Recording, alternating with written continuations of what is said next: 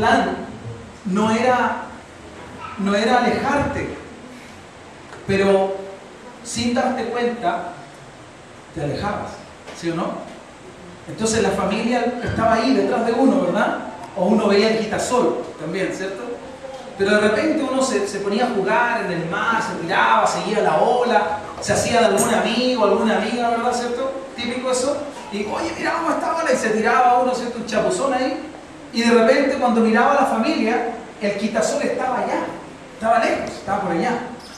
Uno se había desviado, ¿cierto? No lo había hecho con maldad. Pero qué importante, hermanos, es tener un punto de referencia. Qué importante es en la vida espiritual que uno tenga un punto de referencia. ¿De acuerdo?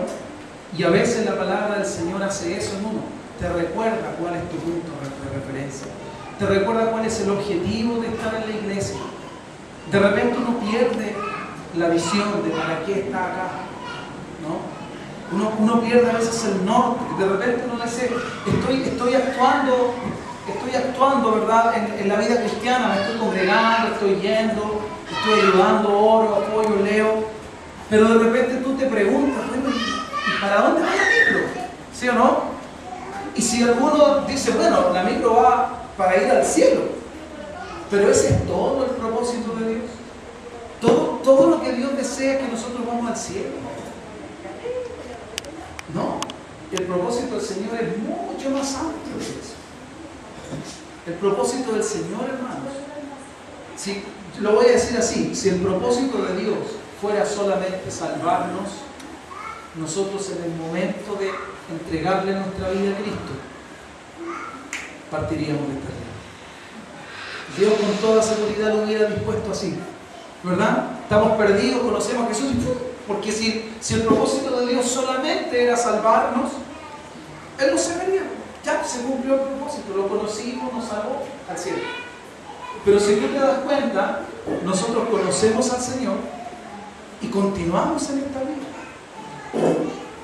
Y yo he dicho muchas veces que a veces se nos prometen cosas cuando conocemos al Señor que uno no las ve cumplirse, ¿verdad? Le prometen a uno paz, felicidad, dicha y una serie de cosas que la verdad que no son, ¿sí o no? Porque uno encuentra tropiezos, dificultades, traiciones, ¿sí o no? Detracciones, tú te encuentras con muchas cosas.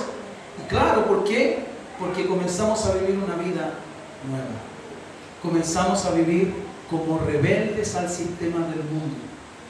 Nos volvemos desertores del sistema de este mundo. Y el espíritu del mundo comienza a odiarte y comienza a perseguirte. ¿Ah? Entonces, no nos tiene que extrañar. Pero yo a través de este mensaje, que va a ser breve, solo quiero recordarnos que nunca debemos perder de vista cuál es nuestro norte en la vida espiritual. Y la verdad, hermanos, hemos estado hablando de multiplicar, ¿lo recuerdan? Hemos estado hablando de Abraham, hemos estado hablando de que el Señor bendecirá a los que te bendigan, Él nos defiende, ¿cierto? Él nos ha estado hablando de confiar en Él, nos ha estado diciendo de que su voluntad es bendecirnos, que hemos sido llamados para que le demos bendición, ¿verdad? No sé, el Señor nos ha dado mensajes sobre que nosotros vamos a recibir lo que nosotros escogemos, ¿cierto? De que debemos pensar antes de actuar, porque lo que nosotros decidamos es lo que vamos a recibir. Eso fue un mensaje que prediqué hace poco, ¿se acuerdan, verdad? Bueno, y así sucesivamente. Y hoy día yo solamente quiero decirles esto. Vamos a leer lo que dice Lucas, por favor, capítulo 15. Vamos a leer en Lucas capítulo 15. Y les repito, hermanos, esto tiene que recordarnos a nosotros cuál es nuestro objetivo. ¿Ok? ¿Cuál es nuestro objetivo? Versículo 1, Lucas 15, versículo 1, dice: se acercaban a Jesús. Yo esto lo leí y el Señor ya me hizo así como, atento. Se acercaban a Jesús. ¿Quiénes? ¿Quiénes? Todos. Todos los y los pecadores. Bueno, yo inmediatamente me pregunté ¿por qué? Hermano, ¿sí o no que a veces cuando predicamos nosotros alejamos a los pecadores? Amén. ¿Hay algo que está mal ahí? Si cuando yo predico yo alejo a los pecadores, quiere decir que no estoy predicando lo que Jesús predicaba, porque Jesús predicaba de tal manera que los pecadores se acercaban a Él, ¿verdad? ¿Y para qué se acercaban? No dice que se convertían necesariamente, pero cuando menos le oían. Amén. Debemos pensar, debemos pedirle a Dios que nos revele si estamos predicando el mensaje correcto, hermanos. Y luego dice, los fariseos y los escribas, que representan a la religión organizada de su tiempo, ellos murmuraban diciendo, a los pecadores recibe y con ellos come. Fíjate, Jesús es Dios hecho hombre. No es más ni menos que eso, es Dios metido en un hombre. Ustedes saben lo importante, lo valiosa que era el arca para Israel, ¿verdad? ¿Por qué era tan importante? ¿Qué simbolizaba el arca? Simbolizaba que Dios estaba allí. Si el arca entraba acá, aquí estaba Dios. Si el arca era movida a esa sala, allá estaba Dios. Escuchen esto, Jesús era el arca de Dios. Donde quiera que Jesús iba, Dios iba. Emmanuel, Dios con nosotros. ¿Me dejo entender? Amén. Y esto nos dice algo sobre la voluntad de Dios, sobre el propósito de Dios. Dios se manifestaba de tal forma, o se manifestó a través de Cristo de tal forma, que los pecadores le oían. ¿Ok? Yo sé que Dios es santo y que puede matarnos con su santidad, sí. Pero Él no se manifestó así. ¿Me dejo entender?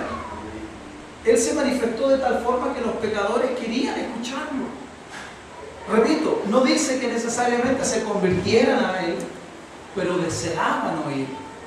Había algo en la enseñanza, en la doctrina, en la palabra de Jesús que capturaba al pecador. La gracia de Dios, ¿verdad?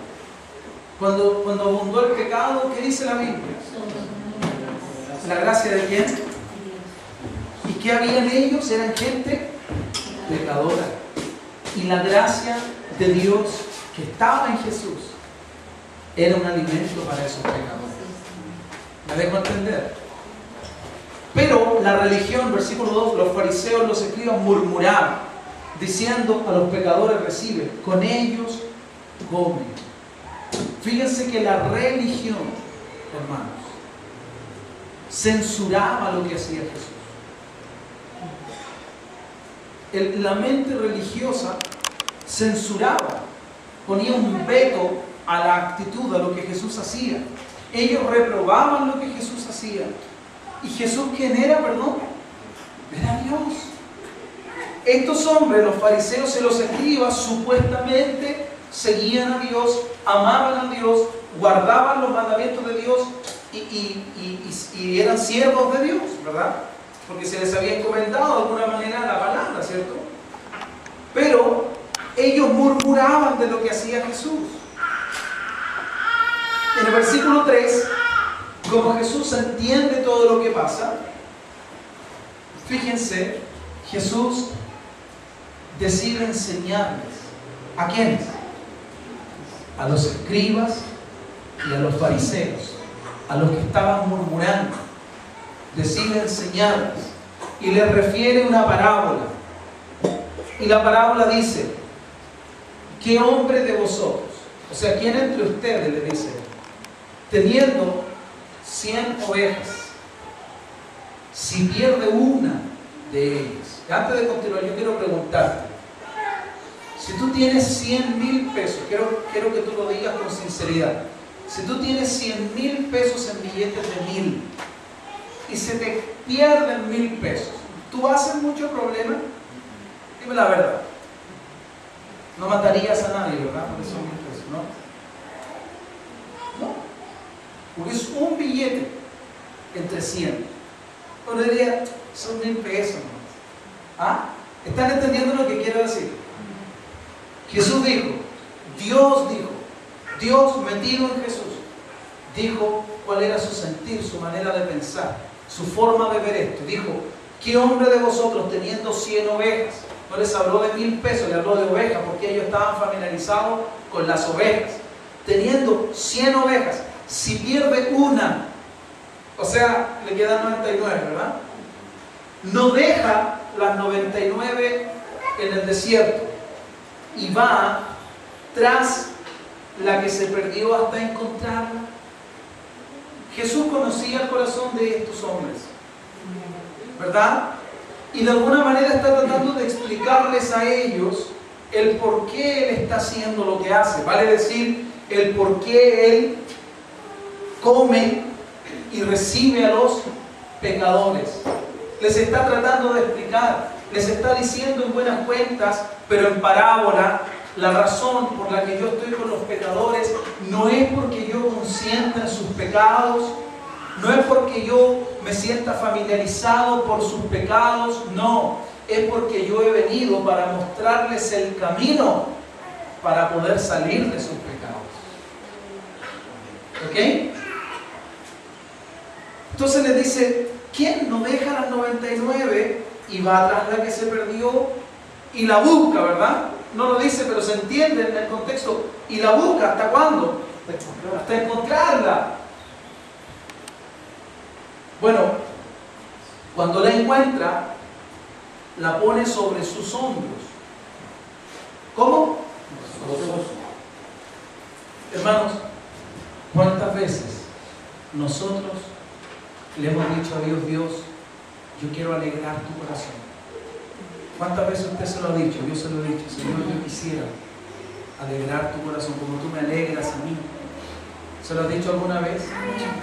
Bueno, Dios te está respondiendo aquí. Él te está diciendo cómo tú puedes alegrar su corazón. ¿Alguien entiende cómo? ¿Cómo? ¿Perdón? Buscando al perdido. Buscando al perdido. ¿Quieres que Dios se goce? Hermano, te voy a decir algo que tal vez te va a chocar, te va a molestar. Pero Dios no se goza tanto cuando nosotros decimos, oh Señor, yo te amo. Eso a Él le gusta. Pero Él no se goza tanto cuando yo hago eso, como cuando Él ve que yo dejo la comodidad de mi casa para ir detrás de esa oveja perdida. Porque eso dice la palabra, que trae gozo. ¿A quién está contando esto? Dios. Eso le da gozo al Señor. ¿Me entendieron, verdad, hermanos? Ok. Al llegar a casa, reúne a sus amigos y vecinos, diciéndoles, gozaos conmigo. ¿Te das cuenta que es reiterativa la idea? Gozaos conmigo, porque he encontrado mi oveja que se había perdido. Yo una vez prediqué sobre esto, y hay personas que se van de las iglesias. Yo quiero ser claro con esto. Se van de las iglesias y se van y esperan, ahí vamos a ver si me quieren en esa iglesia, que me vengan a buscar. Esa no es una oveja perdida. ¿Quedó clarito, no? Amén. Una vez que Jesús te encontró, tú ya nunca más estás perdido.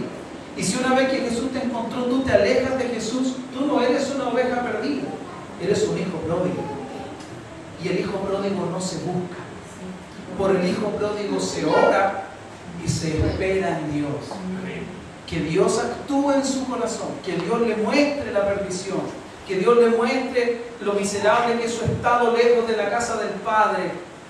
Pero tú oras y confías y esperas en el Señor. Amén, hermanos. Amén. Hay mucha gente que malinterpreta y dice, la oveja perdida, tienes que venir, debían haber venido tras de mí y yo soy una oveja perdida. No, si tú conociste a Cristo, tú no eres una oveja perdida.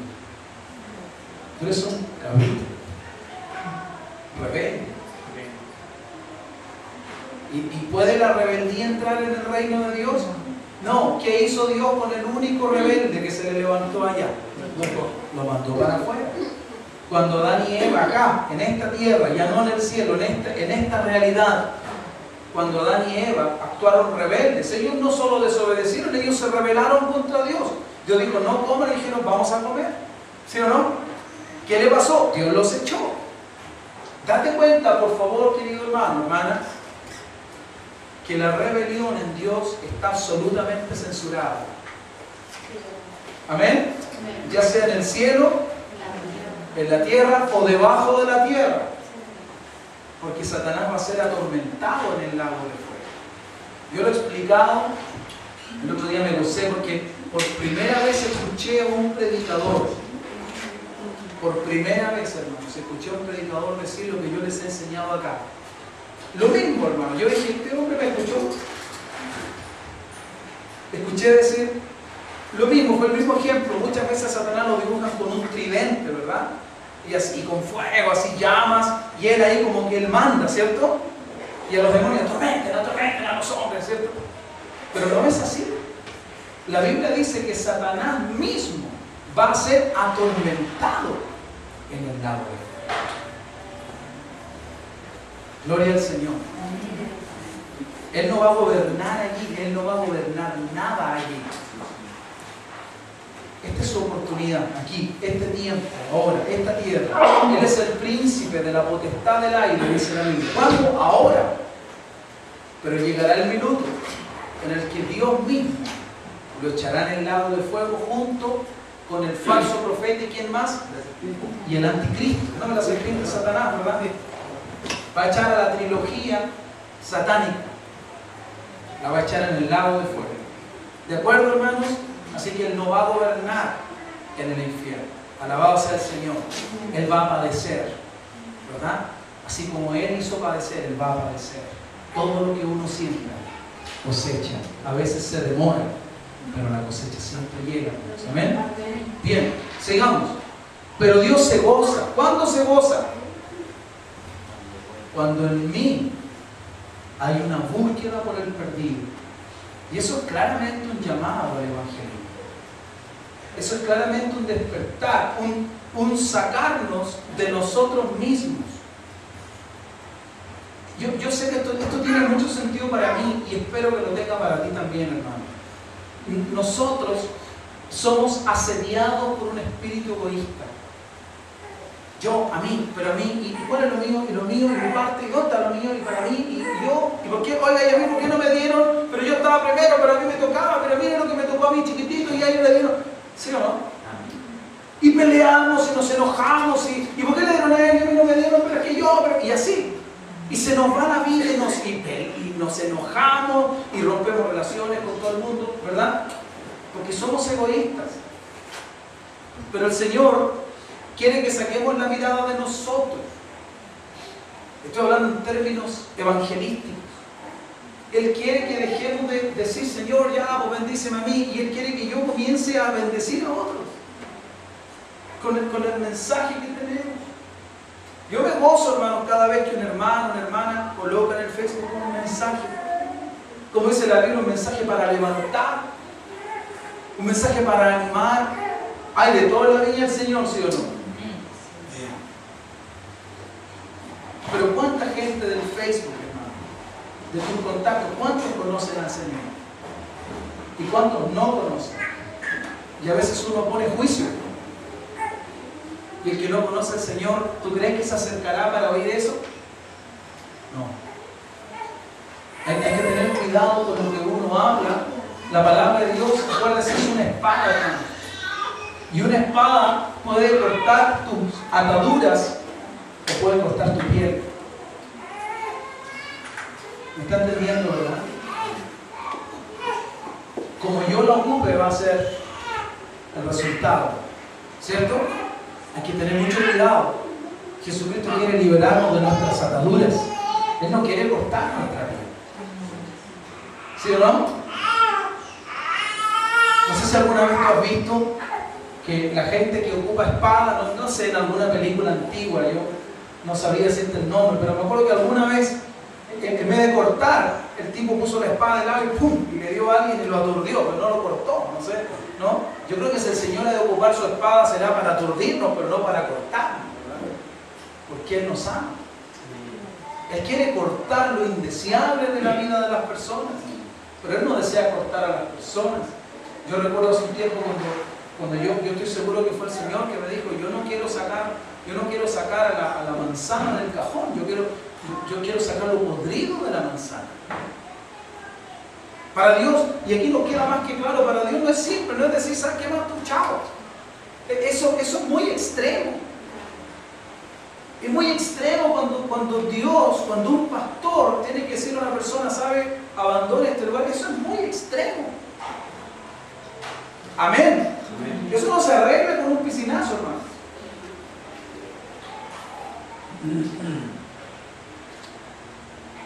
Bien. Gozaos conmigo. ¿Qué es lo que alegra el corazón de Dios? Cuando hay una búsqueda por la oveja que está. Ok. Gozaos conmigo. He encontrado mi oveja que se había perdido. ¿El corazón de quién hace eso? Dios. ¿Verdad? Verso 7. Os digo que así, aquí viene la aplicación práctica, ¿cierto? Todo lo demás es la parábola, la enseñanza, la ilustración. Aquí viene lo práctico. Así, de la misma forma en que ese hombre se alegró por encontrar la oveja que estaba perdida y la trajo, la cargó y le dijo, oye, mira, me encontré mi oveja, gloria a Dios. Así habrá, ¿cómo dice? Gozo. Más gozo. Más gozo. ¿Cuánto queremos darle mucho gozo al Señor? Y tenemos que comenzar a hacerlo. Comenzar a pedir menos para nosotros y a dar más de nosotros. ¿Me está entendiendo lo que quiero? No estoy pensando en plata, no voy a pensar en dinero, estoy pensando en darnos, ¿verdad? Si tú lo estás haciendo, gloria a Dios, sigue así. Pero yo creo que Dios nos está desafiando, hermanos. Creo que eso es parte del cómo multiplicarse. ¿Ok? Habrá más gozo en el cielo por un pecador que se arrepiente. ¿Quién escuchaba a Jesús? ¿Se acuerdan quiénes lo escuchaban? Los pecadores. Los religiosos no se arrepentían. Los religiosos se sentían tan santos, tan aptos, que se ponían ahí a murmurar de Dios. Vean en perspectiva, Jesucristo era Dios. Ellos murmuraban de Dios. Qué ciego puede estar uno, Señor. Qué ciego podemos estar. Más gozo en el cielo por un pecador. Y aquí hay una clave también. Por un pecador que se arrepiente. Ok, hay una gran diferencia entre que yo haga la oración, sí, Señor, yo te confieso, te acepto, te reconozco, bla, bla, bla, bla, bla, bla, amén. Hay una gran diferencia en que yo solo haga la oración y entre que yo verdaderamente me arrepiento. ¿Qué deberíamos buscar? ¿Que la gente haga la oración con nosotros? ¿O más bien llevarle la luz que pueda permitir a las personas ver su estado y reconocer la necesidad que tienen de arrepentirse? Arrepentirse significa un cambio interior. Un cambio interior. Un ejemplo, yo quiero darte un ejemplo. Yo fumaba antes de conocer al Señor, mucho. Cuando Cristo vino a mi vida, Él puso asco en mí. Asco. Si tú me preguntas cuándo yo dejé de fumar, yo no te puedo decir porque no lo hice yo. No fui yo, no es que un día dije, se acabó, no tomo más un cigarro. No. Él simplemente, de un día para otro, yo no me di ni cuenta, yo ya no fumaba. Yo al Señor. Él lo hizo. Él cambió mi sentir. Amén. No era una cosa que yo veía un cigarro y decía, un cigarro. No era así. No, yo sentía un cigarro y decía, ¿Quién hizo eso? Dime, ¿qué ocurrió? Hubo un cambio interior. Hubo un cambio interior. Luego yo me arrepentí de todos los años que fui. ¿Me entienden, verdad? Eso es lo que Dios quiere hacer en nosotros. Él quiere llevarnos a un arrepentimiento verdadero. Hay muchas áreas donde Satanás tiene lugar en uno porque no nos hemos arrepentido. No disfrutamos la libertad que Dios nos ha dado porque el enemigo todavía tiene algo tomado. Amén. ¿Sí? Continúo para concluir. Este es el centro del mensaje. El Señor le da otra ilustración. Habrá más gozo en el cielo por un pecador que se arrepiente que por 99 juntos que no necesitan de arrepentimiento. Ahí le explicó la parábola, ¿sí o no? Esa oveja es una persona, es un pecador. ¿Te das cuenta, no? Y los otros son justos, ¿verdad? Los 99. Ok. Y hay gozo en el cielo cuando un pecador se arrepiente, cuando un pecador sale de su estado y se mete, ¿verdad? Se mete en el reino, se hace parte del reino. Pero aquí está otro ejemplo, versículo 8. O qué mujer que tiene 10 dracmas. 10 dracmas, yo he leído, dicen que era una dote. ¿Tú sabes lo que es una dote, verdad? Era una cantidad que se daba por concepto de boda, una dote de boda. Era no poco de ellos. O qué mujer que tiene 10 dracmas, si pierde una dracma. Otra vez, ¿te das cuenta, no? ¿Quién teniendo 100 ovejas pierde una? Aparentemente es algo insignificante. Para mí, no para Dios. Una mujer que tiene 10 dracmas, si pierde una entre 10, aparentemente es insignificante. Para mí, no para Dios. Y hay que reconocer, queridos hermanos, que la escala de significancia nosotros la acomodamos, ¿verdad? Porque uno puede decir, pero una dracma entre 10 no es nada. Pero si eso me lo descontaron a mí de la colilla, sí significa. A ver, ahí yo leo, escribo, ¿verdad? Y digo, oiga, vamos a las relaciones humanas, ¿cierto? A los recursos humanos y decimos, oiga, ¿saben que aquí aparece un descuento? No es mucho, pero el descuento va en mi contra. Bueno, el Señor quiere que nosotros seamos justos, ¿verdad? Que lo que deseamos para nosotros, lo deseemos también para los demás. ¿Qué mujer que teniendo 10 dracmas, si pierde una, y aquí está subrayado, ella hace 3 cosas que yo creo que nosotros tenemos que hacer? Yo creo que nosotros tenemos que hacer. Yo creo que Dios me está diciendo a mí, Gabriel, hazlo tú, en tu vida personal. Y si me sirve a mí, yo creo que también te puede servir a ti. Esa mujer que pierde una dracma, dice el Señor, enciende la lámpara. Hace 3 cosas. Una de las cosas que hace es que enciende la lámpara. Segundo, barre la casa. Y tercero, busca con diligencia hasta encontrar. Saben, hermanos, esto es muy importante porque si nosotros somos honestos y es lo que Dios quiere, vamos a tener que reconocer que a nuestra vida personal, aunque tenemos al Señor, le falta algo. Yo sé, cuando yo me encuentro con algún hermano o hermana, yo me doy cuenta cuando hay una persona que está llena del Señor. Llena del Señor. Escúchenme. Llena del Señor. Hay gente llena del Señor. Hay gente emocionada. ¿Me entiendes, verdad? No estoy hablando de eso. Estoy hablando de gente que está llena del Señor, que tiene al Señor, que camina en victoria, que tú los ves que mira, Satanás le está dando con todo lo que tiene a su favor, pero ellos están así como una lechuga frescos. ¿Entiendes, verdad? ¿Sabes por qué? Porque tienen victoria. Porque a pesar de todo lo que están viviendo, tienen victoria, saben que el Señor está junto a ellos. Amén. Amén. ¿No quieres esa vida tú? ¿No es esa la vida a la que Cristo nos llamó? ¿Sí o no, hermanos? Yo creo que Él, si tú vas a un restaurante y tú pagas por un menú, dígame si alguna vez no pasó por fuera de algún lugar una promoción y afuera aparecía así un completo, ¿no? Sí, rico, así con harta mayonesa, ¿verdad? O había un sándwich que decía oferta, promoción, 1.000 pesos completo con bebida y tú, oh, dijiste tú, qué bendición, ¿cierto? Y tú estás esperando que te den eso, cuando tú llegas te entregan así un pancito así flaco y una cosita de acá que parece lombriz en vez de bienes, ¿verdad? Una malla así que parece que está descompuesta. Entonces lo que estoy tratando de decir, exagerando, es que tú te sientes defraudado y tú pones eso al lado de la foto. ¿Cierto? Entonces, este es el hermano pobre de ese que está ahí.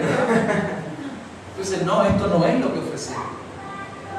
Yo sé que a ustedes les debe pasar lo que a mí también me ocurre y lo que le pasa a muchos cristianos, que llega un minuto, uno sabe que Jesús, que Dios no falla, pero por alguna razón uno no está viviendo en la victoria que el Señor le entregó, ¿sí o no? Y uno se pregunta, me dice, Dios, ¿qué pasa? ¿Sí o no? Seamos honestos, hermano. Y uno dice, Dios, pero ¿qué está pasando, Señor? Yo sé que tú no mientes, que tú no fallas, pero algo no encaja. Aquí debería haber victoria y en lucha nomás. Aquí debería haber victoria y hay más pesar que cualquier cosa. Bueno, lo que en realidad está pasando es que falta algo.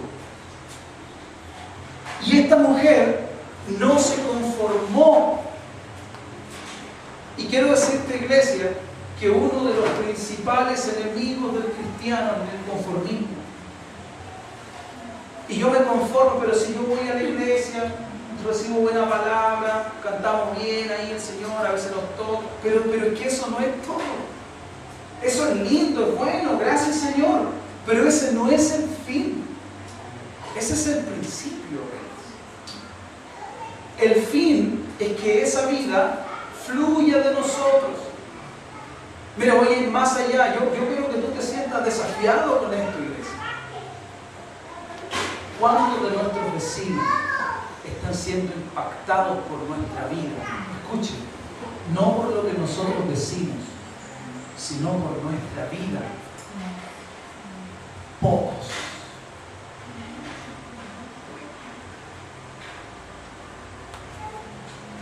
Tal vez dentro de mi casa haya vida.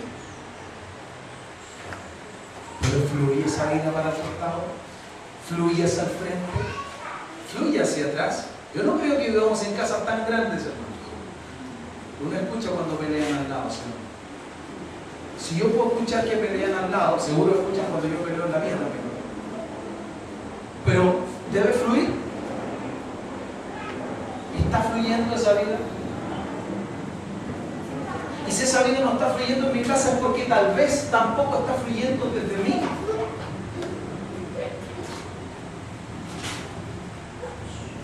¿Hay alguno que entienda lo que estoy tratando de decir? Y cuando Dios mira eso, hermanos, Él dice, hijo, no te conformes, no te consueles diciendo, pero tengo 9 dracmas más. Esa dracma tienes que hacer algo al respecto.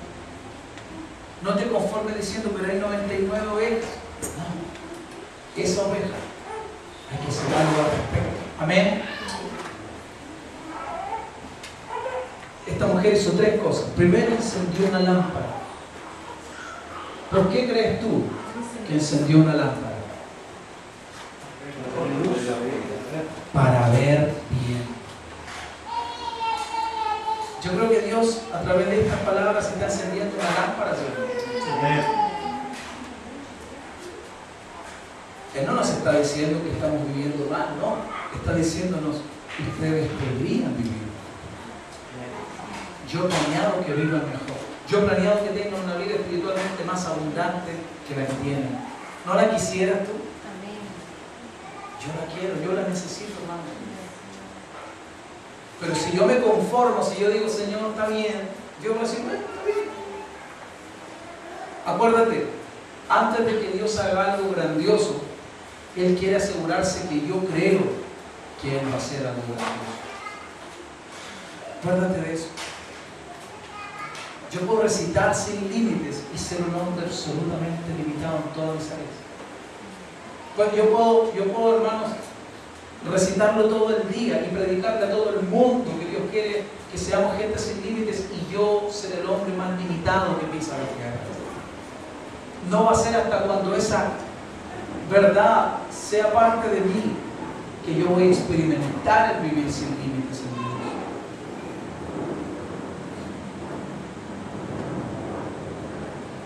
Entonces ella fue inteligente. ¿Cuánto dicen las mujeres son inteligentes? ¿Cierto? Sí, hermano, las mujeres son inteligentes. A veces las mujeres se sienten atacadas por el machismo. Pero yo les voy a decir algo. Dios le ha dado a la mujer un poder que el hombre no tiene. La Biblia dice que una mujer sabia tiene el poder de edificar a su casa, y que una mujer necia tiene el mismo poder para destruir la casa. No dice un hombre, fíjate. Así que yo quiero que le cuentes al Señor. No, es un decir, Dios le digo. Señor, es chiste, ¿no? ¿Entiendes lo que estoy tratando de decir? La mujer es inteligente. Ella encendió una lámpara. ¿Para qué? Para poder buscar bien dónde está esa dracma. No, si está por aquí, yo sé que está. Y con la lámpara, ¿verdad? Buscando ahí. Por aquí se me cayó. ¿Ah?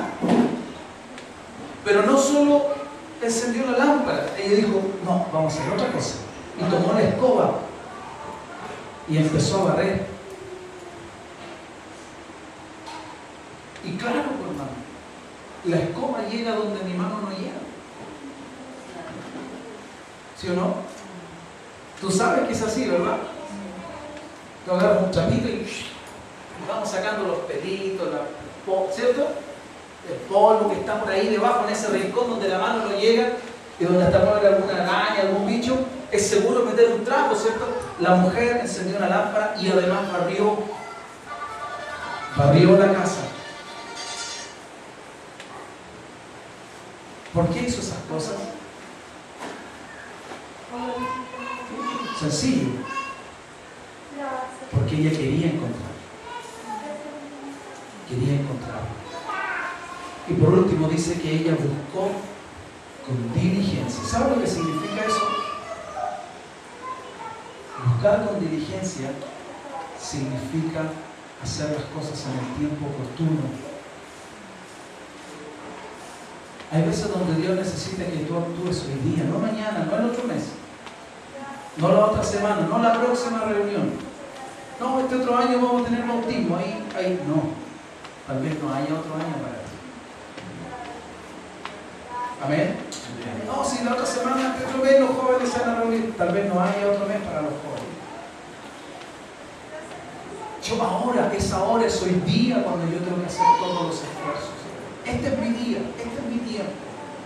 Yo no sé mañana. Mañana supone que hay reunión de oración, pero yo no sé, yo puedo morir esta noche. ¿Quién no sabe? ¿Quién me puede garantizar? Amén, hermanos. Este es el tiempo. Yo no me consuelo ahora diciendo, bueno, Señor, algún día lo van a entender. No, yo quiero que tú entiendas esto hoy día. Desde luego que no depende solo de mí, pero yo estoy tratando de hacer mi mayor esfuerzo en el Señor por darte la mayor claridad posible para que tú, como hijo del Señor, entiendas esto. Que hay cosas que no van a venir solas. Vas a tener que esforzarte. Vas a tener que encender una lámpara. Vas a tener que ser inteligente. ¿Cuántos saben que Dios nos ha dado inteligencia? Encender una lámpara. Vamos a tener que tomar una escoba. La escoba llega donde yo no puedo llegar. Pero además de eso, vamos a tener que ser perseverantes. Vamos a tener que buscar con diligencia. hacer las cosas en el tiempo que deben ser hechas. ¿Hasta cuándo? ¿Hasta cuándo? Hasta que encontremos. Y dice el Señor, y cuando la encuentra, porque fíjate, el que busca, te das cuenta que en ambos casos el Señor deja de manifiesto que el que busca, es una parábola, está transmitiendo principios del reino. Y el principio del reino es que todo aquel que busca hay, el que pide recibe y al que llama se le abrirá. Voy a contar algo cortito ahora antes de terminar a propósito de eso. Cuando la encuentra, reúne a sus amigas, creo que es mujer, y vecinas, diciendo, gozaos conmigo, porque he encontrado la dracma que se había perdido. Así os digo que hay gozo delante de los ángeles de Dios por un pecador que se arrepiente. El Señor quiere que con diligencia nosotros busquemos aquello que está perdido en nosotros. ¿Qué hemos perdido, hermanos? Hemos perdido la pasión, quizás. Yo le decía a un jovencito hoy día, me compartía y le decía, ¿sabe qué? Cuando yo llegué a la iglesia, yo llegué a un ministerio grande, muchas personas, cientos de personas se congregaban allí. Era difícil que un joven nuevo, la mitad de lo que soy hoy día, yo era re flaco, era difícil que un jovencito nuevo, que era don nadie y que no conocía a nadie, pudiera llegar a ser alguien o ocupar algún lugar dentro de esa congregación grande. Pero saben, hermanos, yo reconozco en ese tiempo, yo era estudiante y tenía el tiempo. Y yo llegaba 30 minutos antes a la iglesia. La iglesia estaba abierta, era una iglesia grande. Había gente que trabajaba incluso, en fin, trabajaba en varias cosas, les pagaban, porque era una iglesia grande que tenía los recursos para hacer todo eso. Yo llegaba 30 minutos antes a la iglesia y esos eran 30 minutos de orar. Eran 30 minutos donde yo buscaba del Señor. Hermanos, aparentemente nadie me veía. Yo no iba ahí antes para que la gente me viera, no buscaba un lugar donde todos digan, oh, el hermano Gabriel, el jovencito nuevo, está orando. Yo trataba de ponerme lo más secretamente posible, como el Señor dice, que lo que hagamos lo hagamos en secreto, que el Padre recompensa en público, ¿verdad? Bueno, hagámoslo para callado, así lo hacía. Y yo me ponía debajo, que ni me veía en las sillas a veces. Pero ahí oraba, le daba gracias a Dios, clamaba, oraba por las personas que Dios me pusiera en la cabeza. Dios me decía, tal persona, y yo oraba por esa persona.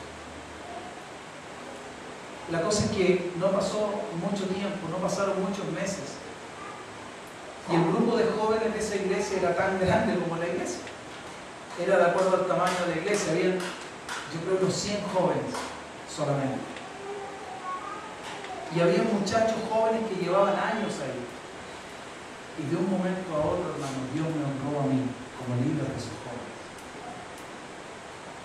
Y yo sé que algunos de los jóvenes que ya llevaban tiempo y que por antigüedad sentían que les correspondía ocupar ese lugar, me odiaron, me lo demostraron, me hicieron la guerra. Eran bien cristianos. Pero saben, hermanos, tú no puedes luchar contra el Señor. Y el Señor me honró y me puso ahí.